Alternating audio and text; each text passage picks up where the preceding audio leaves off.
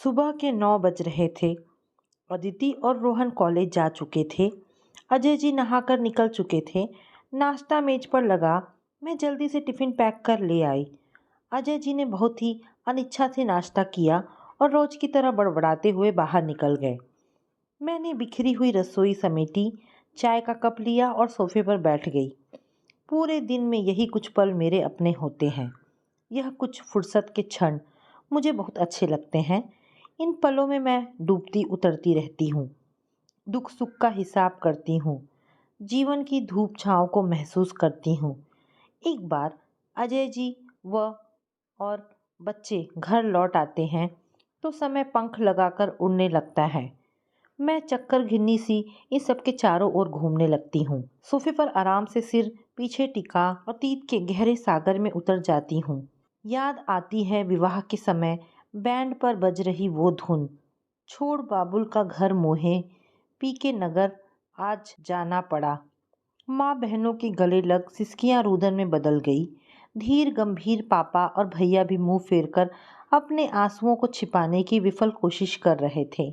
भाभी ने सांत्वना देते हुए कहा था, तुम तो सर्वगुण संपन्न हो। देखना अजय जी और ससुराल वाले तुम्हें सिर आंखों पर बिठाकर रखेंगे। मैंने सपनों की बहुत ऊंची उड़ान तो नहीं भरी थी, पर मुझे पूरा विश्वास था कि अपने रूप गुण के सहारे अजय जी व ससुराल का दिल अवश्य जीत लूंगी।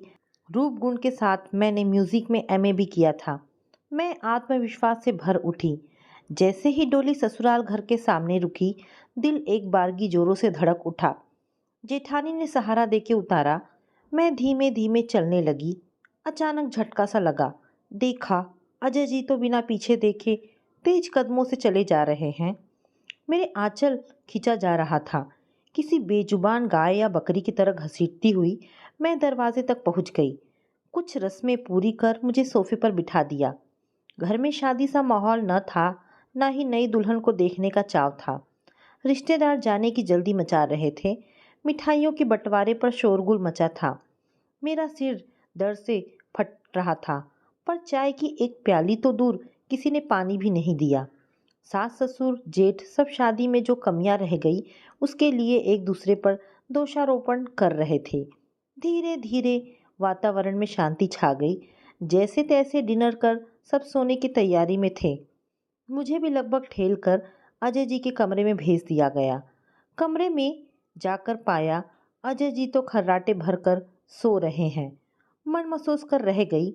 सोचा बेचारे थकावट की वजह से सो गए होंगे। मुझे ऐसा प्रतीत होता था कि अजय जी मुझसे कटे कटे से रहते हैं। सोचा शायद भरे परिवार में बातचीत से शर्माते होंगे। कुछ ही दिनों में हम अजय जी की कार्यस्थली दिल्ली आ गए। सामान का ट्रक पहले ही पहुंच गया, जो कुछ खास दोस्तों ने सरकारी फ्लैट में लगवा भी दिया था। मुझे अपने नए घर की बागडोर संभालने का बहुत उत्साह और चाव था। पैर जमीन पर नहीं पड़ रहे थे। अपनी कार्य कुशलता और रूप गुण से सहज ही इनका दिल जीतकर आदर्श पत्नी बन अजय जी के दिल पर राज करूंगी। 3-4 दिन तो अजय जी के दोस्तों के घर दावतें चली। आखिर वह दिन भी आ गया जब मुझे अपने घर की जिम्मेदारी संभालने का शुभ अवसर मिल ही गया। शादी के बाद इनके ऑफिस जाने के पहले दिन मैंने बड़े ही मनोयोग से खाना बनाया। दाल चावल सब्जी और खीर बनाकर टिफिन पैक कर इन्हें दे दिया। पूरे दिन सोचती रही, आज मेरी पाक कला की परीक्षा है। टिफिन खोलेंगे तो खुश हो जाएंगे। शाम के लिए हल्का सा नाश्ता बनाकर मैं बेकरारी से अजय जी की राह देखने लगी। अजय जी आए, साथ में लाए एक कड़वा सा उलाहना। घर आते ही बैग एक ओर रख मुझे जोर से आवाज देकर बुलाया गया। मैंने सोचा चाय या पानी कुछ चाहिए होगा, मगर मामला कुछ और ही था। डांट कर बोले, मैं ऑफिस जाता हूँ या पिकनिक मनाने जाता हूँ? आज टिफिन में क्या क्या भर दिया था? इस हिसाब से मुझे टिफिन देती रही तो मेरी सेहत तो खराब करोगी ही, साथ में महीने का बजट भी गड़बड़ा जाएगा। महीने का राशन 15 दिन में खत्म कर दोगी, उसके बाद का राशन तुम्हारे मायके से आएगा क्या? यह सब सुन मैं बुरी तरह आहत हो गई। चाय बनाने के बहाने किचन में चली गई। यत्न से रोके आंसू बह निकले। याद आया, माँ ने समझाया था कि आरंभ में नए घर में सामंजस्य में कठिनाइयों का सामना करना पड़ सकता है, पर साथ साथ रहते रहते एक दूसरे के साथ हुए स्वभाव और आदतों को जानकर सब कुछ सामान्य हो जाता है। यही सोच मन को सांत्वना देकर नई गृहस्थी की डगर पर चल पड़ी। कुछ ही दिनों के बाद यह समझ आने लगा कि यह रास्ते आड़े तिरछे होने के साथ बहुत ऊंचे नीचे भी हैं। असल में बचपन से इनके मन में पुरुषत्व को ऊंचाई पर, नारीत्व को नीचे और हे समझने का भाव अंकुरित होकर अब एक मजबूत पेड़ में बदल चुका था। मेरा रूप रंग, शिक्षा, कार्यकुशलता इनके सामने नगण्य ही थी। अब तो रोज ही यह मेरे कार्यों में मीन मेख निकाल डांटने का अवसर खोजते रहते। मैं लोक लाज के डर से जुबान पर ताले लगा लेती। इनका क्रोध प्रदर्शन भी इतनी ऊंची आवाज में होता था कि साथ वाले फ्लैटों की खिड़कियां और दरवाजे पटापट खुलने लगते। एक दिन तो अपमानित करने की सीमाएं पार कर दी। पड़ोस की मलन भाभी डोसा लेकर आई। बोली, आज रविवार है, मेरे हाथ का बना नाश्ता करिए।